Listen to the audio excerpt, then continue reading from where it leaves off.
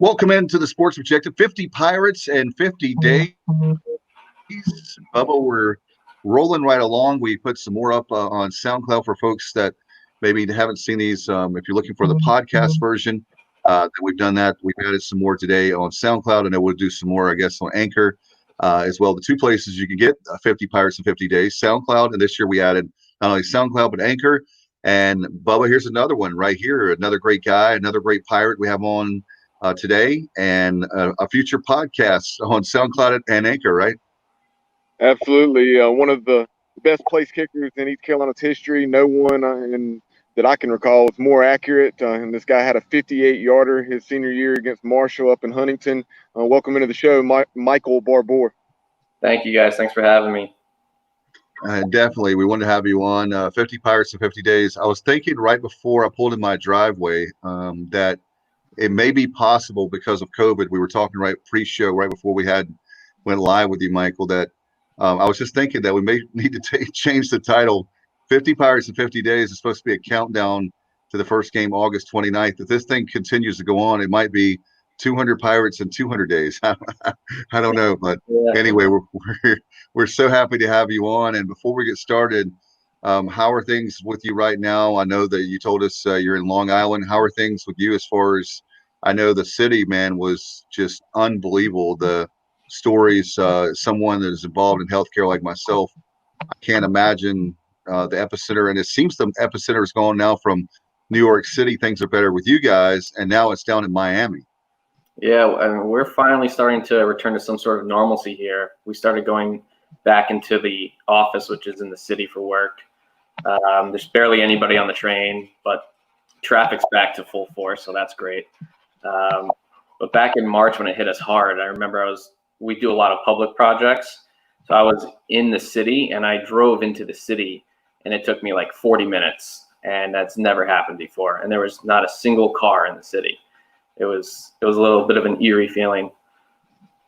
Kind of reminds me of talking about that after 9/11 here locally for us, where there was no traffic, even like in the small town, or across America. Everybody was glued to the television after 9/11, and certainly something probably the biggest, I would say the biggest tragedy, obviously, in American history with number of lives. But now we have a situation where we don't know who the killer is because we have COVID-19. It's kind of invisible. And I was telling you right before, Michael, it's amazing how many people don't believe. I think it's a situation where people don't like to be told what to do. I'm not wearing a mask because I can't breathe, and every excuse under the planet.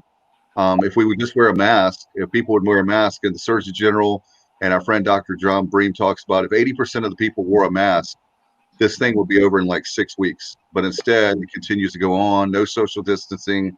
We're having down in Alabama, I think they had parties where there was coronavirus parties to see if they could get corona. I mean, just crazy stuff you're hearing about. This nuts. It's insane. So I guess that's the world we live in. I swear, I think we're the Twilight Zone now, the TV show. Yeah, it's pretty crazy. I mean, New York, we got hit fast and hard with it. So, I mean, everybody took it really seriously here. I mean, still today, everyone's wearing masks in the city. I mean, I'd say maybe 1 in every 100 people I see is not wearing a mask outside. But it's kind of crazy to see how everyone's sort of, trying to not wear masks now and stuff like that. But I don't know. I think it's gone on for so long, people just are over it. And until it hits them personally, they're not going to respect it. And it's unfortunate, but that's the reality. No doubt about it. Don't make it. We talk about people that are of all political types here on the show, and viewers and listeners.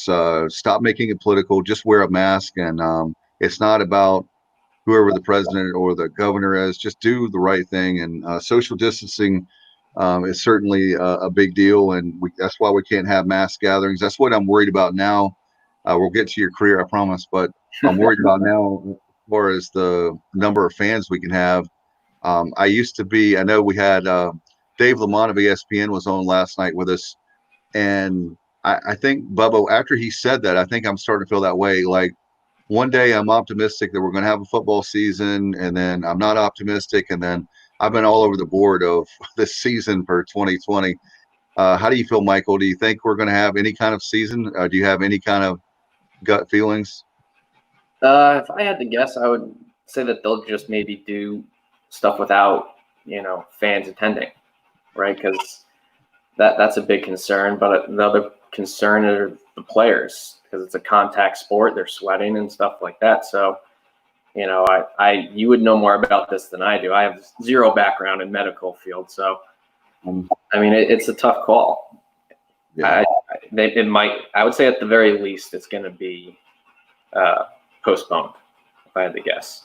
I mean, we're still on rising cases, on record-breaking daily cases. Yeah, I thought by June we'd be over that. Let's now talk about your career, because we can talk about Corona any other time, and I'll be glad when we don't have to mention that word ever again, unless it's a beer. If we're gonna have a Corona party, my kind of Corona party would be drinking beer. But anyway, how did you talk about your path to East Carolina and becoming a Pirate? Well, originally I ended up going to University of Maryland, and I was there for about 3 years.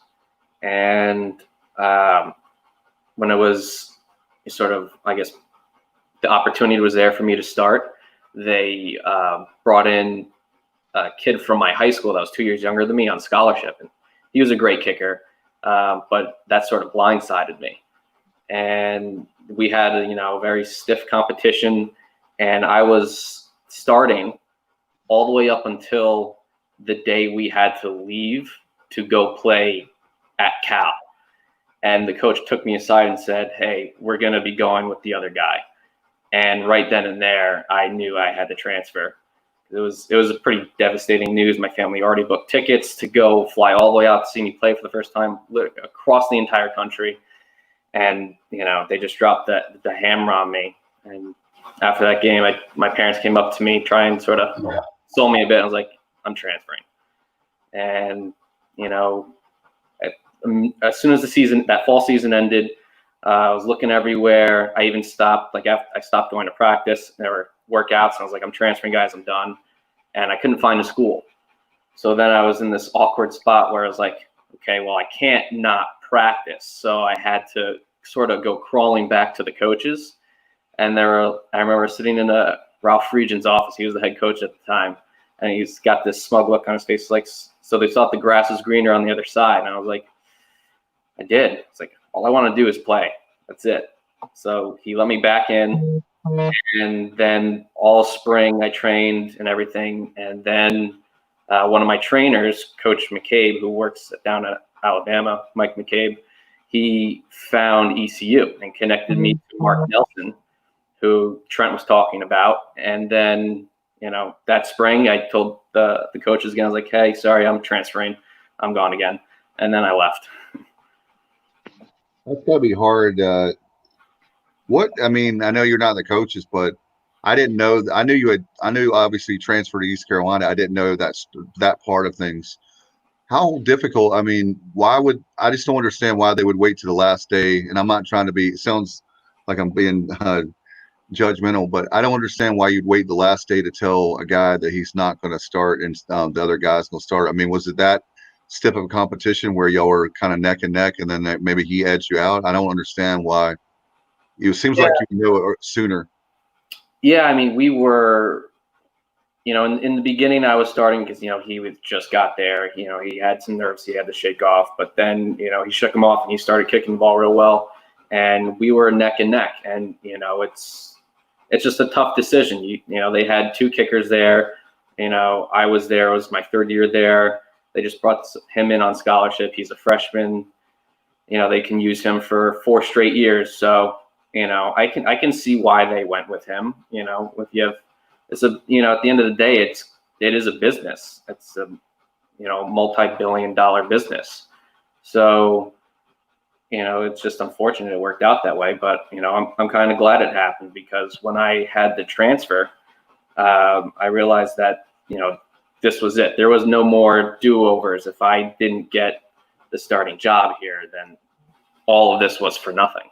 All that training and everything, and I would never get my time on the field. So it really put things into perspective for me and, made it happen. Michael, kind of working in reverse a bit, take us back to your high school years. I know you were not only living in New York now, you were a native of New York, St. Anthony's High School, if I recall correctly. So were you playing other sports growing up? How long had you been working at kicking and honing your craft there? And before you made that decision to go to the University of Maryland, what were your other options? So growing up, I played a bunch of different sports. Yeah.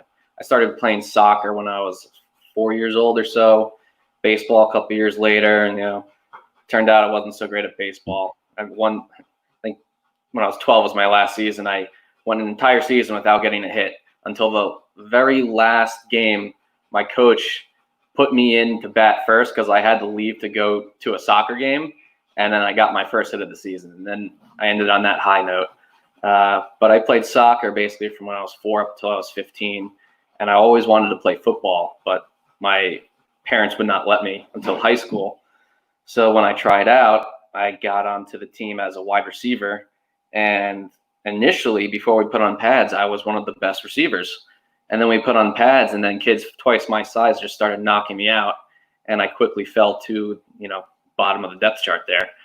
And then they were like, we need a kicker. And they lined everyone up. Everyone kicked the ball. And since I had the soccer background, I guess I just had a stronger leg nor more natural swing than everybody else. And I just kicked the ball further than everybody. And like, okay, you're our kicker. And that was it. No doubt. And that you're Go ahead, Dave. Yeah, I was just really impressed by your accuracy and obviously your range. Something I think that I don't know why I've always had. I guess it goes all the way back to the team in Washington, whatever their nickname will be. That's who I pulled for pro football. And there was a kicker back when I was a kid, Mark Mosley. He was a straight on guy, not like the soccer style, but he had really long range. And I guess as a kid, I just always had a fascination by, and then and growing up, just watching ball games and seeing a really long field goal is just a really cool thing. How much do you have to train? I guess it's a lot of training in your legs or different things, but how do you get the range? Is that something that is practice, or is it natural? Is it like natural ability, or I've never obviously kicked. So. Yeah. So in reality, it just comes down to, how you perform in practice. That's where you get 99.9% of your kicks. And it's just a matter of translating what you do in practice to the game. And that's sort of more of a mental aspect of it, because a lot of people can kick the ball during practice. So, when you're out there just doing the same repetitions over and over again and over time, after doing it for years and, having the coaches force you to lift weights, which kickers don't like to do, you get stronger. And then, one day you're kicking 50 yards. The next day you're kicking 52, 55. I mean, before you know it, by the time you're like 20 years old, 21 years old, you're out there on the field. On a good day, you're putting it through at 65. So, a lot of it comes down to is, practice, strength, your fundamentals, and then just translating that onto the game field where it actually matters. Mike, before I get to my next question for you, that's what your former holder, Trent Tigner, chimes in. He says, Mike, did you shave at noon today? 6 hours is plenty of time for you to get to that state. Yeah, I shaved at 5 o'clock, so I shaved an hour and 20 minutes ago, Trent. He talked about you guys. Do you have any funny stories? You guys, I know, have a great relationship even to this day. Do you have any funny stories you can tell about Trent and or both of you guys, or did you have any kind of pranks you have done as far as the special teams room? Oh man, I mean, or that you can tell on a podcast. Okay, so here's a funny one that I can tell in a podcast. Okay. So the coaches, I guess they had a lot of respect for our special teams group, me, Trent, Ben, Will, all the other guys. So they kind of gave us time to ourselves. We could sort of do what we wanted during practice because we took stuff very seriously when it was our time to actually participate. But in between, we did not take things very seriously. So we would just come up with ridiculous games or various plays. And Trent and I, what we used to do is we would stand like 10 yards away from each other and just throw the ball at each other as absolutely as hard as we could. And the first person to drop it would lose. And Trent has a much stronger arm than me. And I would just be sitting there just getting pelted with balls from Trent, and people would just be looking at the sideline like, what the hell are these kickers doing? Well, now we know the rest of the story of, for people who are there at practice, they'll know why now if they watched or listened to the show. Michael, as far as obviously your career here with the Pirates, obviously you transferred in. But are there certain games? I know we were talking last week. I think it was about we were talking about that West Virginia game, right? Marshall. Marshall, I meant. Yeah, I said the wrong thing here. The final game of Michael's Pirate career in 2011. We were playing for a bowl bid up in Huntington, and you actually had two over 50 yards that you made that day. I'm trying to recall the other one, but I know the long was 58. Mm-hmm. Yeah, it was 57 and 58 in the second quarter, and that was unfortunately the 52 dinked off the crossbar, like Trent said. And it was funny listening to Trent retell that story, and he can tell it was like I was reliving it as he was telling it. Just every detail he had it like vividly remembered, and I was just could feel it dinking off the crossbar again. But I mean, the 57 and 58 were pretty cool, though. No doubt about it. I don't even know, Bubba. Do you know what's the record of all time as far as the longest field goal? Do you know? That may be it. I don't recall exactly. Michael, do you recall? I know you may not want to. I think there's some longer. I don't know exactly. I mean, you could probably just look it up on Google, but I do remember that season actually. Danny Ratman, who was over at SMU, he was also a very good kicker at the time. He hit a 59, and there was a penalty, and it did not count. And I remember feeling so bad for him for that because, I mean, you don't get those kind of opportunities very often. But if he didn't get that taken back, he would have had a 59.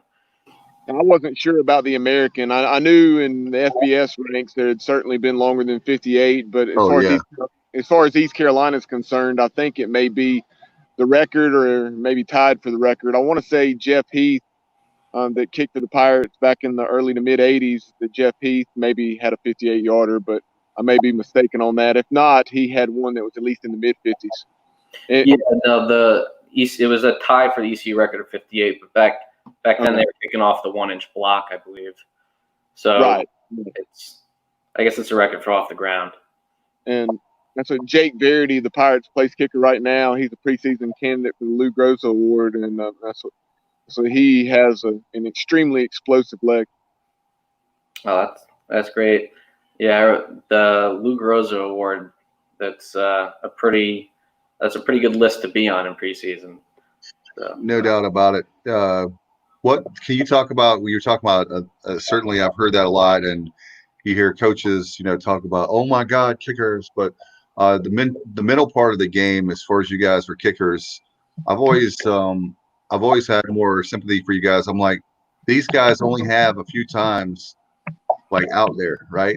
And it's like there's a lot of times when the game may be close where you could change the momentum of a game, or the game is on the line, so to speak. And then there's other players, they get to make, I don't know how many plays are out there, but it's a lot more than 3 or 5 or 7. There's not many. I know you had a lot of time to kicking extra points, but as far as the field goals are concerned, is it the kicker that's, I guess you guys are putting more pressure on yourselves, or what do you think the mental part of the game, like what's going through your mind?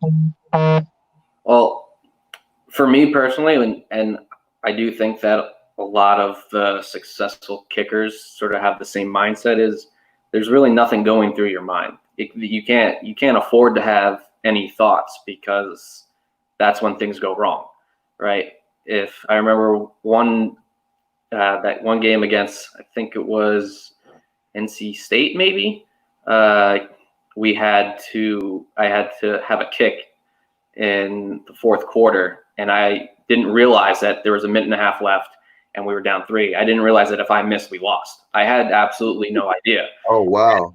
After the one the in Raleigh. I made it.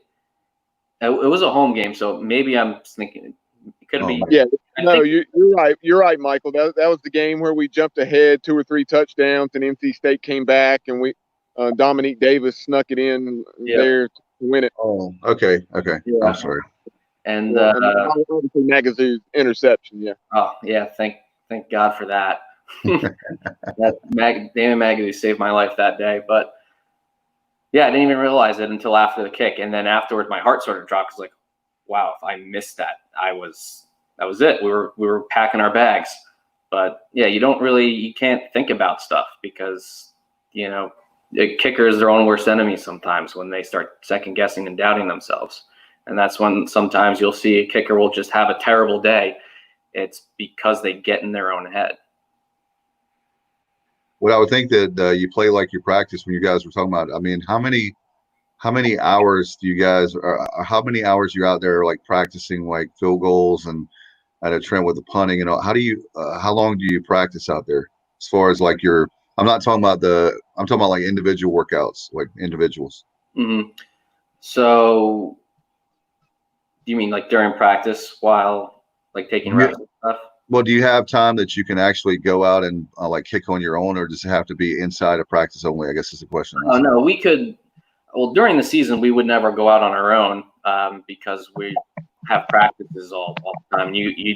Some players, other position players will hate to hear a kicker say this, but you do have to save your leg. You're kicking a ball thousands of times in a season, and you can't overdo it. Otherwise, you can't perform, and then everyone sort of makes fun of you and all that stuff. But we would, in the beginning of practice, we would take, we would get our full practice done, and probably 20 minutes before practice, or we would start 20 minutes before practice starts, and then 40 minutes into practice, we would pretty much be done with what we had to do. We would get everything done. We'd save our legs. We'd stretch, help out with other stuff, periods for the team, holding bags and whatnot. And then they would say, just be ready for period 10. And then we would warm up a little bit before the special teams period. And then that would be practice. And we would do that every day until off season. And then off season is when we sort of take things upon ourselves and go out and practice on our own. Michael, when we had Trent on here a few days back, one of the things I asked him was just, kicking and punting is a little bit different animal than playing another position, and just more of a fine motor skill. And, as a coach, you have to approach it that way. There's a method to the madness. And like you were saying, you can't just go out there and kick and punt for 2 or 2.5 hours. You're going to wear yourself out, and you're going to become more prone to injuries and so on. So give us a little, dive into that a little more specifically and talk about some of the ways that I guess Coach Dahl there toward the end of your career, but prior to Coach Dahl, I guess what Coach Clay McGuire. Yeah.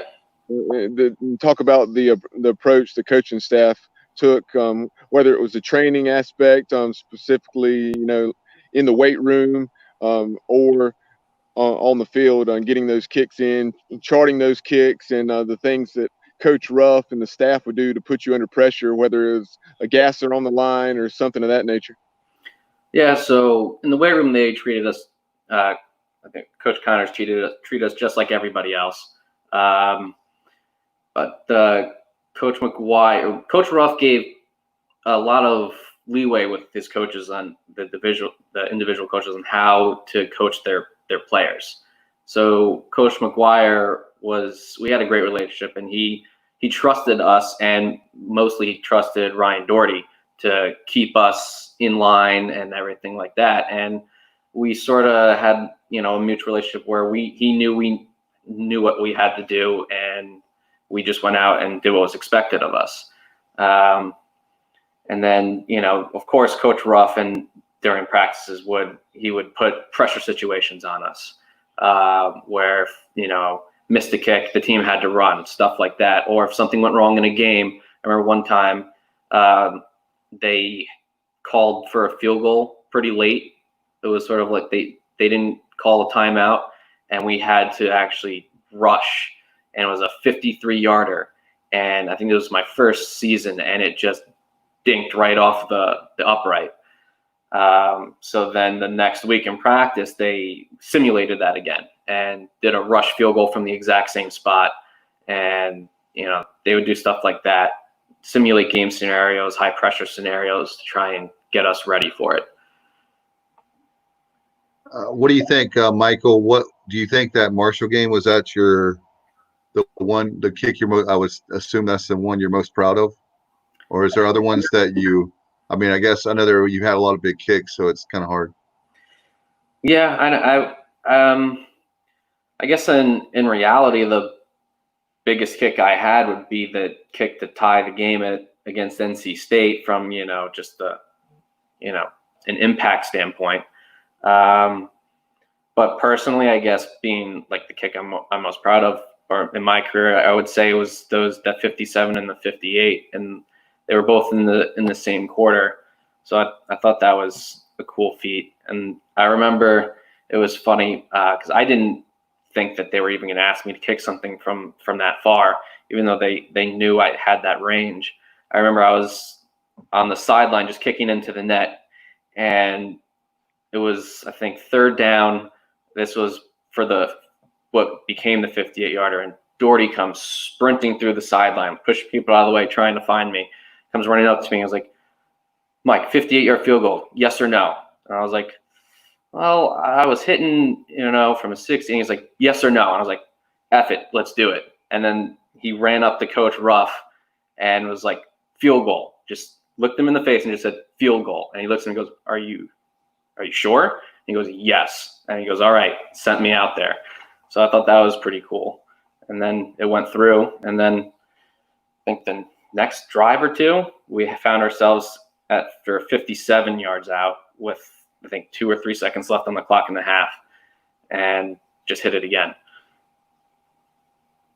That's got to be the best feeling in the world because everybody's watching you. They're watching that kick. I guess definitely don't have the legs for it. And I definitely don't mentally. I think I would be a nervous. I don't think I know I would be a nervous wreck to try to kick that. Oh my God, that would be. It's got to be a great feeling, but it would be nerve wracking for me. Yeah, but the funny thing is, and I'm sure a lot of kickers could agree to this, the more kicks the kicks that are more nerve wracking would be the shorter ones, because you are expected to make that. If you miss from 58, everyone's like, well, it was from 58, right? But if you miss from 30, you're going to get some lip on the sideline. That's true. It's like you're taking a shot at it, but if you have 30, it's supposed to be automatic. Yep, for sure. Hey, Dave, a few weeks back we had Eric Ward with ECU Sports Marketing on the program. I'll talk to Eric and see when we do have fans at the game, maybe you can attempt the oh my God, no 25 or 30 yard or whatever during the timeout or halftime. We'll see if we can make that happen. No, even if I practice in my backyard or my local high school, which is a mile away, my alma mater, there just that setting. I can tell. I know when to be a fan or a member of the media on the sidelines, and I'll stay in my lane. Michael, as far as the career is concerned, I know we're talking about Coach Ruff. The guys on the podcast here, we're huge fans of Coach Ruff.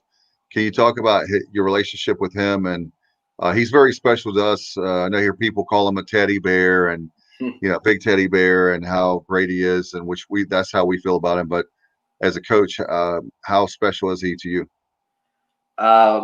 He was an amazing head coach, in my opinion. I was shocked when they got rid of him.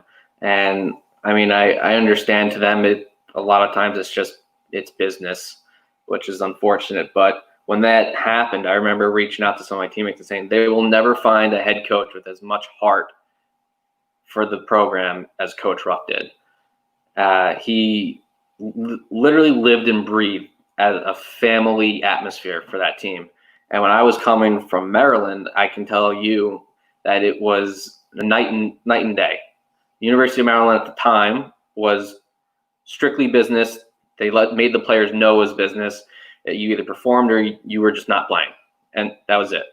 And then I come over to ECU, and Coach Ruff is, actually talking to me and trying to, make me feel welcome and all of this. And right away, he was like, if you have a good season, we're going to put you on scholarship, and it was just a great atmosphere. And I enjoyed going to practice. It was actually one of the most fun parts during the day.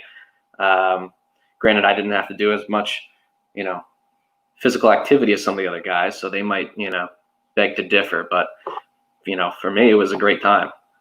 And I think that stems from Coach Ruff's approach.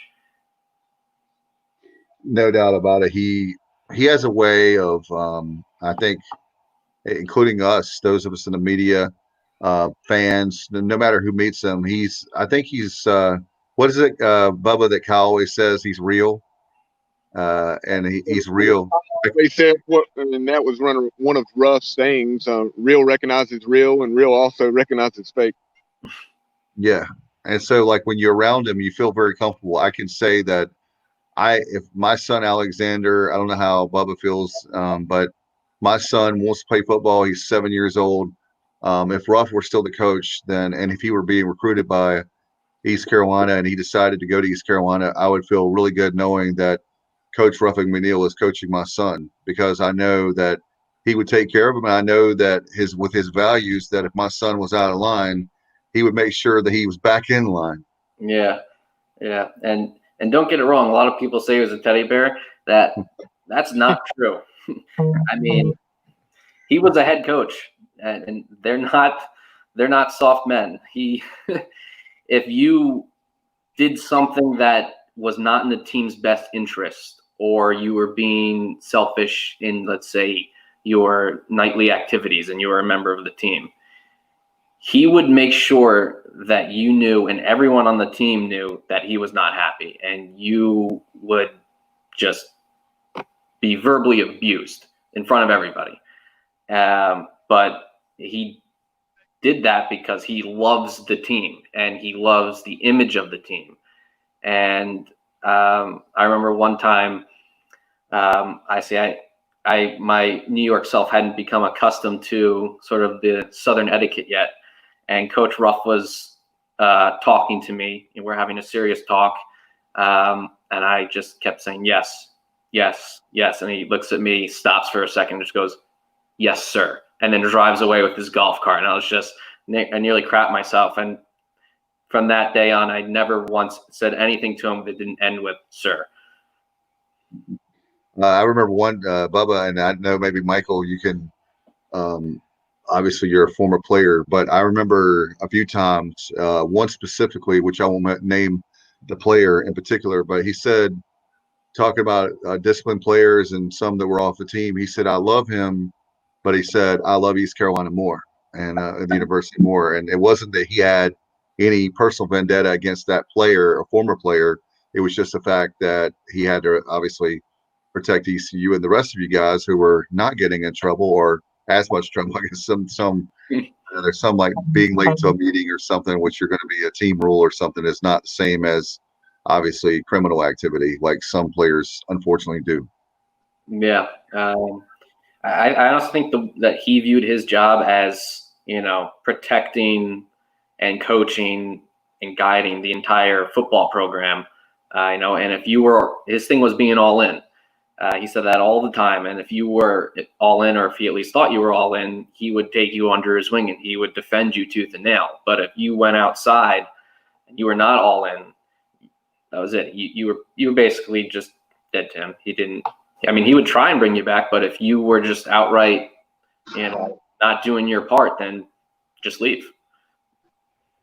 And Dave, piggybacking off what you're saying, like Coach Ruff was saying, as far as loving East Carolina more, even when it comes to loving the players, if you allow them to get by with something and you're not coaching them like a parent would parent their child, and correct them when they're doing wrong and making them see the error in their ways and why that's not best, then in a sense, in my opinion, I mean, you're not showing that you love them. Yeah, I fully agree. And if he's watching this, I hope I'm doing him justice. Just sort of trying to speak, through what I felt his view was. But I've only I was in 2 different football programs, which it's not a lot, to try and form a large opinion on the matter, but it was definitely a huge difference in atmosphere, and I felt much more welcome at ECU than I did at Maryland. I don't know how close you follow the program now, but I want to get your thoughts, if you do, on as far as the Pirates and Mike Houston. We say it all the time, but we're big fans of the coaching staff and Coach Houston and the direction of the program. How do you feel about it, or do you follow the program close now that you're in Long Island? To be honest, I don't really. I never really followed sports growing up or anything. I just I enjoyed playing them, but when I was playing for ECU, then I followed us. But after that, it's as soon as all the guys had cycled out, I sort of fell out of touch with following it, which I know that you guys probably hate to hear that, but I can't really speak on can't form any, opinion right now on the current program, but I'm sure they're doing, great. And I'm sure that any head coach now is going to, love the team and all of that. And they have their own view and stuff. Just my opinion on Coach Roth, is, what we just said. Oh, absolutely. Mike, we appreciate the honesty. We had Richard Koontz on, who played back in the early 2000s. And when Richard was on, he said, honestly, I love playing sports, but my wife's honestly a bigger sports fan than I am. Yeah. I would say if I'm not playing the sport, if I'm not a physical part of the team, I'm not as engaged. I don't know. It's just the way I am. Do you play any sports now, as far as like recreation, or obviously when you're now? I know some of it's been hard, obviously in recent months, being near the city where you have the epicenter of COVID as far as the United States. But now that things are getting somewhat back to normal, you're able to exercise or play any sports? Not really. There's not too many intramural leagues around here. Well, there's a few, but it's more. I don't want to just join a random team with people I don't know. I'd rather do it with a group of friends. I've been trying to convince my friends to do some type of league somewhere, but a couple of years ago, me and my one buddy, we did an intramural kickball league in the city, and that was really fun. Especially the first at that, I would just kick it over everyone's head and get a home run right off the bat. There you go. That's funny that you mentioned that. I was going to ask about. I know a lot of friends here in North Carolina, various parts, more metropolitan areas, that they would get a group of guys and ladies together and form a kickball team. I know with the city, are there favorite things you like to do there? Obviously in New York City, there's so much to do. What do you like to do there? Honestly, it doesn't matter. It doesn't really matter too much for me, at least what I'm doing. It's just more of like who I'm doing it with. So, get a bunch of friends together and, go out to a bar or something. Then it's fun. It could be any bar. It doesn't matter. Or, any sort of activity, bowling, anything like that. So, not too picky about what the thing is. Michael, we talked about the things that you did to improve leg strength, but Dave mentioned your accuracy during your East Carolina career. You were 28 out of 35 over those 2 seasons in 2010 and 2011. And out of the 7 misses, at least 3 came from beyond 50 yards. And I want to say you may have been perfect, but you definitely didn't miss more than 1 or 2 inside of 40 yards. And so just if someone's out there watching, maybe they're a kicker themselves or they have a son that's a kicker, What would be your advice to them? What are some things that they can do to improve their accuracy?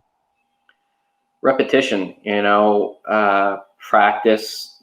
If you're really serious, you have to get a personal trainer one-on-one time, which I know that could be tough for some people because a lot of those trainers now charge like $100 an hour. Maybe you can talk them down, but I had a personal trainer, and he would drill into my fundamentals into me and make sure that every kick was the same, and if something went wrong, to just stop, figure out what went wrong. Maybe your plant foot was off to the left, or maybe you dipped your shoulder.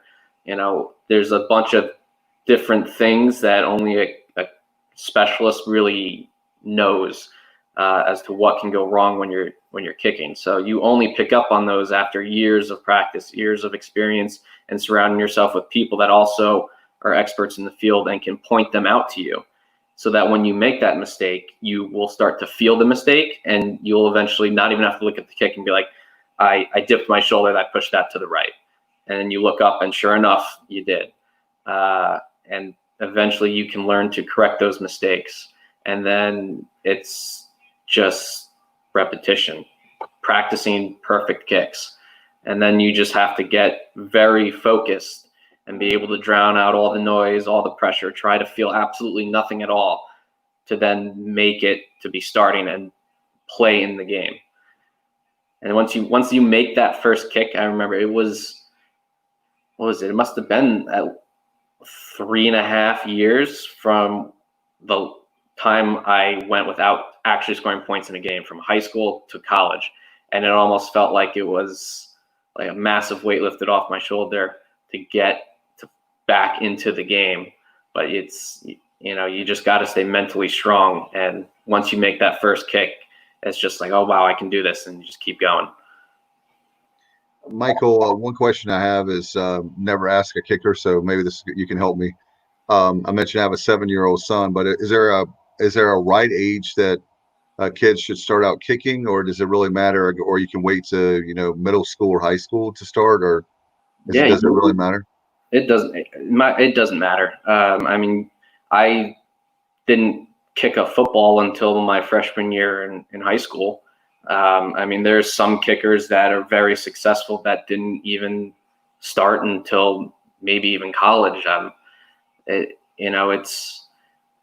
obviously, the earlier you start, the better. But yeah, I don't think it really makes much of a difference. What matters most is the drive and the determination the person has to get better. Certainly. I had a question as far as with COVID-19, are you binge watching any shows or movies, or can you tell Pirate fans of Pirate Nation, maybe you can give us some recommendations? I'm going out and buying a whole bunch of technology. I have to my left Mohu Supreme Pro antenna. So to get local channels, more channels that I can get. I'm kind of a technology geek, but do you have any like shows or movies that you've been watching lately? Yeah, honestly, way too many. I would say the show I'm watching right now is on Netflix. It's really good. It's called Dark.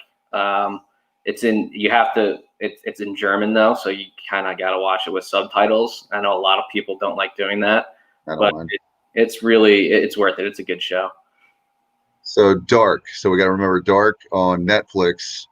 That's what. And if people don't like it, I'll just blame you, right? Yeah, that's fine. You have to pay attention though. You can't be on your phone because then you miss the subtitles. You have no idea what's going on.